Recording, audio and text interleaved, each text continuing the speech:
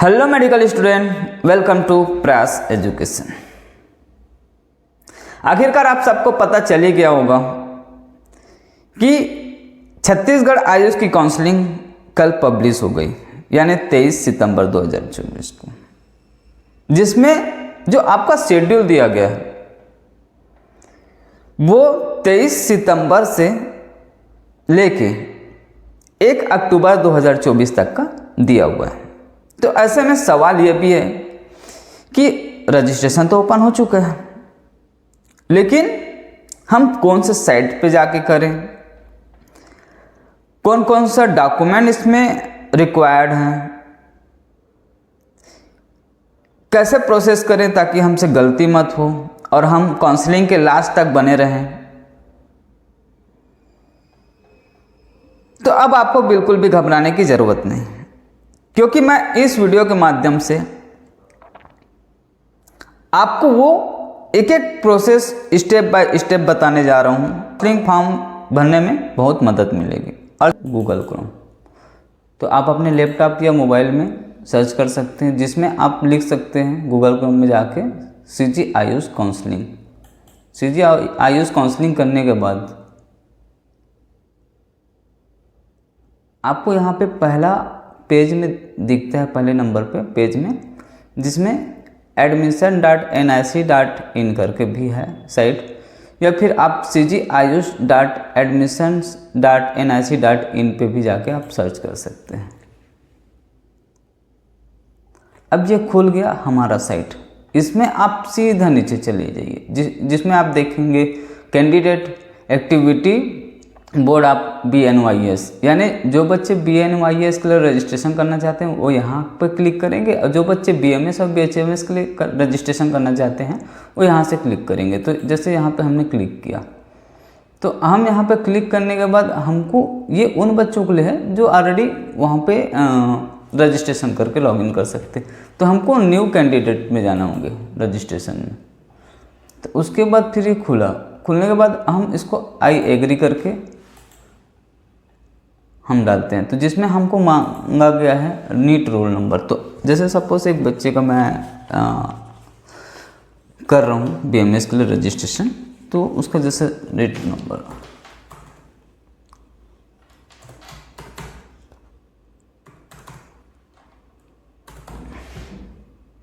उसके बाद फिर आपको एप्लीकेशन में जाना होगा।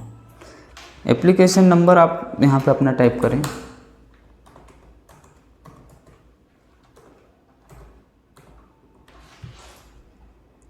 उसका कैंडिडेट नाम यानी आपका जो नाम है,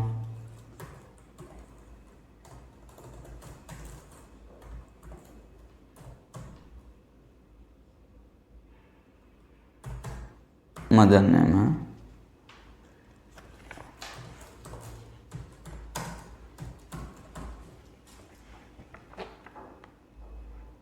अब आपका डेट ऑफ बर्थ,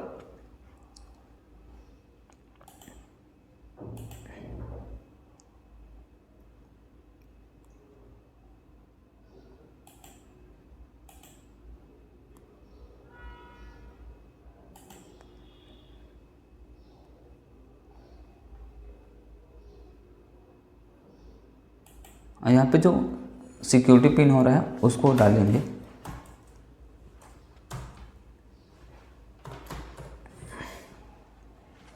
एक बार वो चेक कर लेंगे आपका नाम, नीट रोल नंबर क्या सही है कि गलत। ये खुल गया। अब इसमें आप रजिस्टर मोबाइल जिस नंबर से आप अपना BMS के लिए रजिस्ट्रेशन करना चाहते हैं,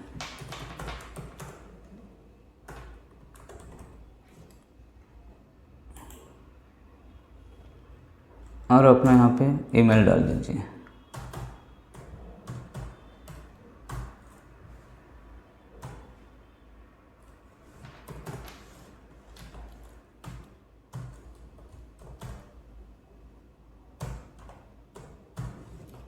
ईमेल डालने के बाद आपको यहाँ पे पासवर्ड बनाने के लिए कह रहा है, तो आप अपने हिसाब से पासवर्ड बना लीजिएगा।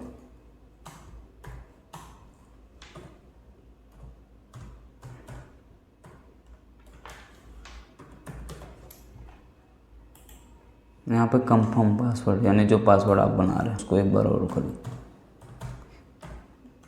एक बार और टाइप करेंगे। अब उसके बाद फिर यहाँ पे दिया हुआ सिक्योरिटी पिन, जो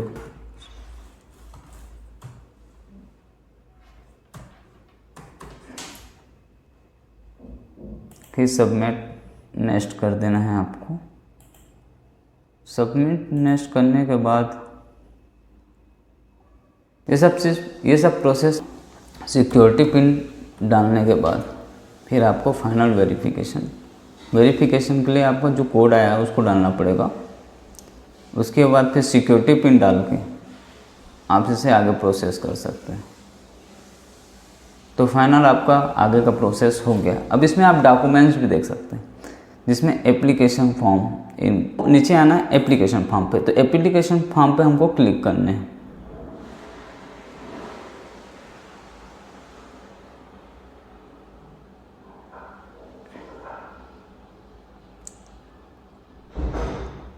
अब एप्लीकेशन फॉर्म पे क्लिक करने के बाद हमको ये पूछा जा रहा है कि आप कौन से जेंडर हो, नेशनैलिटी क्या है, डोमिसाइल कहाँ से है आपका। तो डोमिसाइल आप छत्तीसगढ़ से भी डाल सकते हैं।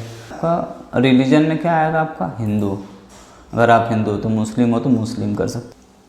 पर्सन आप डिसेबिलिटी, यानी आप कोई हैंडीकैप तो नहीं हो, नहीं तो नहीं करना है, नो का ऑप्शन डालना है। अगर आप फ्रीडम फाइटर नहीं हो या हो तो यस करना है, नहीं है तो नो करना है।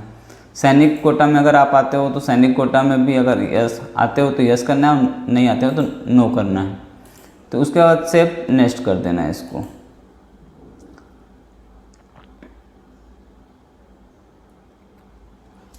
नेट थोड़ा स्लो है। अब यहाँ पे आपका पूछा जा रहा है क्वालिफिकेशन देना है। पासिंग स्टेटस में आप पास, उसके कौन से ईयर में आप 12th का वो एग्ज़ाम दिलाए थे या पास हुए हैं। उसके बाद आपको 12th का रोल नंबर डालना है।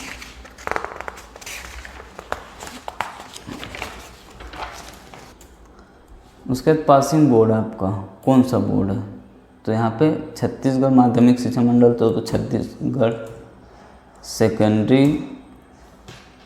बोर्ड आ जाता है ना। अब उसके बाद फिर क्वालिफिकेशन स्टेट, यानी आप छत्तीसगढ़ में किए होंगे तो छत्तीसगढ़ में, अदर स्टेट में किए होंगे तो अदर स्टेट में करना है आपको। अब उसके बाद आपको डिस्ट्रिक्ट पूछा जा रहा है कि कौन से डिस्ट्रिक्ट से आप पास आउट किए हैं। तो वहाँ पे आप अपना जो डिस्ट्रिक्ट से पास आउट हुए हैं उसको आप डाल दीजिए। उसके बाद आपका इंग्लिश जो स्कूल नेम है वो पूछा जा रहा है। तो जहाँ से आप 12वीं पढ़े हैं वहाँ से आप वहाँ का नाम आप डाल दीजिए, स्कूल नेम वहाँ। तो आप जहाँ से 12वीं पास किए हैं, जिस स्कूल से 12वीं पास किए हैं उस स्कूल का नेम डालना है आपको। प्रोसेस करने के बाद आपको पूछा जा रहा है कि सब्जेक्ट वाइज मार्क्स, यानी आप फिजिक्स में कितना नंबर लेके आए हैं। तो जैसे आप फिजिक्स में जो भी नंबर लेके आए हैं उसको यहाँ पर टाइप करने होंगे। ये फुल यानी मार्क्स, मैक्सिमम मार्क्स कितना है और आप कितना पाए हो, यानी आपका मैक्सिमम मार्क्स जो है वो 100 नंबर का होता है और आप 10 मार्क्स मतलब जो प्राप्त किए हो आप। अब ये डालने के बाद हमको फिर से सेव एंड नेक्स्ट कर देना है।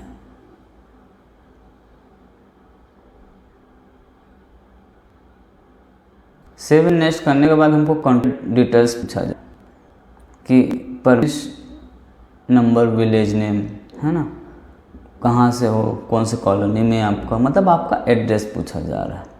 परमानेंट एड्रेस वही है कि टेम्पररी एड्रेस वही है। तो आपको कौन सा डालना है, मतलब कई बच्चे ऐसे होते हैं ना, जो बच्चे क्या होते हैं कि उनका परमानेंट एड्रेस कहीं और रहता है और कहीं उनका टेम्पररी एड्रेस और कहीं और रहता है। तो इसकी वजह से हमको दोनों डालने होते हैं। तो जैसे सपोज़ हम यहाँ का इनका एड्रेस, एक बच्चे का एड्रेस डालते हैं, तो इसको सेम एड्रेस कर देना है। अगर आपका एड्रेस सेम है तो फिर इसको आप सेव कर सकते हैं। सेव करने के बाद आप कौन से कोटा से भरना चाह रहे हैं आप, स्टेट कोटा से या ऑल इंडिया कोटा से। तो यहाँ पे आपको स्टेट कोटा करना है। अगर स्टेट कोटा से तो आपका जो यहाँ पे फीस जो मांगा जा रहा है वो कितना मांगा जा रहा है स्टेट कोटा के लिए 1500। और अगर हम ऑल इंडिया के बेसिस पे अगर चलते हैं, दोनों अगर चलते हैं तो भी 1500, और ऑल इंडिया कोटा को भी चलते हैं तो 1500। यानी आपको जो यहाँ पे जो रजिस्ट्रेशन फीस है वो कितना है 1500 जनरल के लिए और ओबीसी के लिए। तो इसको हम सेव कर देते हैं।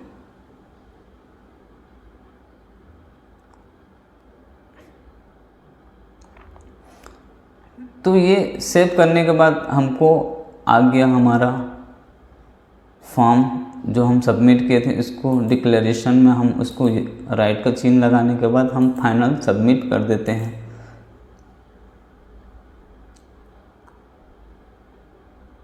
फाइनल सबमिट करने के बाद आप जाके अपना रजिस्ट्रेशन अमाउंट पे कर सकते हैं। आशा करता हूँ इस वीडियो के माध्यम से आप सबको पता चल ही गया होगा कि रजिस्ट्रेशन फॉर्म हमको कैसे फिल करने होते हैं और क्या क्या इसमें डॉक्यूमेंट्स ज़रूरी होते हैं। तो है ना, बहुत ही आसान। तो जल्दी से आप भी जाके अपने लैपटॉप या मोबाइल या नज़दीकी चॉइस सेंटर में जाके अपना फॉर्म भरें। और हम भरते समय आपको एक एक चीज़ का ध्यान रखना होगा ताकि आप किसी मिस्टेक की वजह से आप काउंसलिंग से बाहर न हो जाए। तो मिलता हूँ फिर नेक्स्ट वीडियो में, जिसमें मैं बताऊंगा आपको चॉइस फिलिंग के बारे में कि कैसे आपके स्कोर के हिसाब से आपको चॉइस फिलिंग करने होंगे। तो जल्दी से कमेंट सेक्शन पे आप अपना स्कोर टाइप करके हमें भेजें, या नीचे दिए हुए नंबर पे हमसे सीधा कांटेक्ट करके हमारी एक्सपर्ट टीम द्वारा आप जान सकते हैं कि आपके स्कोर पे कौन सा गवर्नमेंट कॉलेज मिलेगा या कौन सा प्राइवेट कॉलेज। तो जल्दी से इस चैनल को लाइक करें, फॉलो करें और सब्सक्राइब करके रखें। और हाँ, बेल आइकन की घंटी भी प्रेस करके रखें ताकि समय समय पर आपको ऐसी महत्वपूर्ण जानकारी मिलते रहे। तब तक के लिए जय हिंद, जय श्री राम।